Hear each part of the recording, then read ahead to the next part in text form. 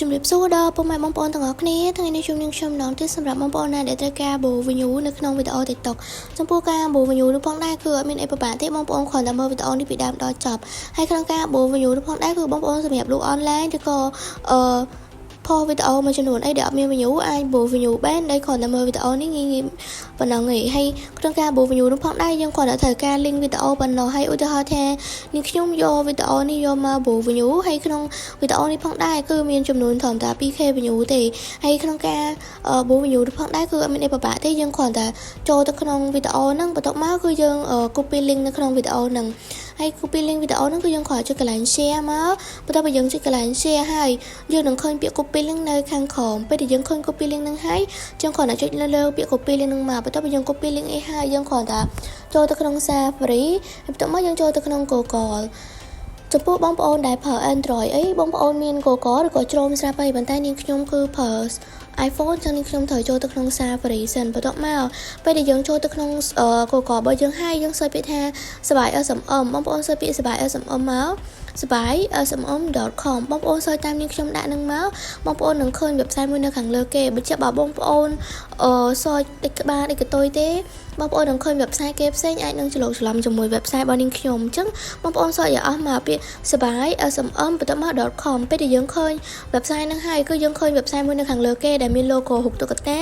ហើយមានឈ្មោះថាសបាយ smom តែមួយហ្នឹងឯងនៅខាងលើគេគឺអត់មានពិបាកអីញ៉ៃច្រើនទេបន្ទាប់មកយើងចុចនៅលើ website ហ្នឹងមកពេលដែលយើងចុចនៅលើ website ហ្នឹងហើយមកដល់កន្លែងនេះបងប្អូនគ្រាន់តែដាក់ username password ហើយ login ចូលប្រើប្រាស់តែម្ដងគឺងាយស្រួលទេតែបើបងប្អូនដែលមិនទាន់បានចុចឈ្មោះប្រើប្រាស់ website ទេបងប្អូនអាចទៅមើលវីដេអូមុនបានហើយចុចកន្លែង sign up នៅខាងលើហ្នឹងទៅ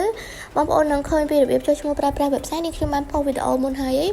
បងប្អូនចូលទៅមើលបានហើយក្នុងការចុចឈ្មោះប្រើប្រាស់ website នោះបងដែរបងប្អូនខ្ញុំសូមបញ្ជាក់តិចពេលដែលចុចឈ្មោះប្រើប្រាស់ website នោះបងប្អូនត្រូវមាន email មួយដើម្បីយកទៅចុចឈ្មោះប្រើប្រាស់ website ហើយឧទាហរណ៍ថានាងខ្ញុំដាក់ username របស់នាងខ្ញុំក្នុងការយក username នេះផងដែរគឺយើងបានមកពីការ sign up នៅខាងលើចុចឈ្មោះប្រើប្រាស់ website ហ្នឹងបងប្អូនត្រូវចំណាំ username ឬក៏ password ទុកផងដើម្បីជៀសវាងថ្ងៃក្រោយយើងភ្លេចអីចឹងទៅយើងទៅមើលបានហើយក្នុងការបងប្អូនងាយភ្លេចបងប្អូនអាច screenshot ទុកក៏បានឬក៏ note ទុកក៏បានដែរដើម្បីជៀសវាងបញ្ហាថ្ងៃក្រោយយើងភ្លេចនឹងពិបាកចុចឈ្មោះប្រើប្រាស់ website យើងម្ដងទៀតហើយពេលដែលយើងដាក់ username ហើយ password អីហើយយើងគ្រាន់តែចុច login នៅខាងក្រោមហើយក្នុងពាក្យ login នោះផងដែរពេលដែលយើងចុចទៅគឺយើងបានមកដល់កន្លែងប្រើប្រាស់សេវាកម្មរបស់យើងហើយក្នុងគណនីរបស់នាងខ្ញុំគឺមានទឹកប្រាក់ 0.04 ហើយកន្លែងដាក់ប្រាក់របស់ដែរបងប្អូនមើលសញ្ញាព្រួយនៅខាងឆ្វេងដៃបងប្អូនចុចមកនឹងឃើញពាក្យ add fund បងប្អូនជ្រើសយកពាក្យ add fund មកហើយនឹងឃើញពីកន្លែងដាក់លុយហើយបងប្អូនទៅមើលវីដេអូមុនបានជាមួយនឹងរបៀបចុចឈ្មោះប្រើប្រាស់ website ហ្នឹងនាងខ្ញុំបានផុសជាមួយនឹងវីដេអូជាមួយគ្នាហ្នឹងហើយបងប្អូនមើលទៅហើយក៏ដាក់ប្រាក់ទៅហើយបងប្អូនមកកន្លែងមកមើលសេវាកម្មនៅខាងក្រោមបងប្អូនមានឃើញសេវាកម្មជាច្រើនហើយយើងselectយកតែសេវាកម្ម TikTok របស់យើងមួយមកបានហើយព្រោះវីដេអូយើងថ្ងៃនេះគឺ focus ទៅលើសេវាកម្ម TikTok ពេលដែលយើងចុចលើសេវាកម្ម TikTok ហើយបងប្អូនអូមកខាងក្រោមបន្តិចបងប្អូននឹងឃើញពាក្យ category បងប្អូនឃើញកន្លោនមួយនៅខាងក្រោមគេហ្នឹងបងប្អូនចុចនៅលើកន្លោនខាងក្រោមពាក្យ category ហ្នឹងមកបងប្អូនឃើញសេវាកម្ម TikTok Venue យើងហើយក៏មិនមានតែសេវាកម្ម TikTok Venue មួយផងដែរគឺមានសេវាកម្មជាច្រើន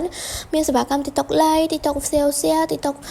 follower TikTok អីផ្សេងចឹងទៅបន្ទាប់ពីហ្នឹងមកយើងគ្រាន់តែ select យកសេវាកម្ម TikTok មកព្រោះវីដេអូយើងថ្ងៃនេះគឺ focus ទៅលើសេវាកម្ម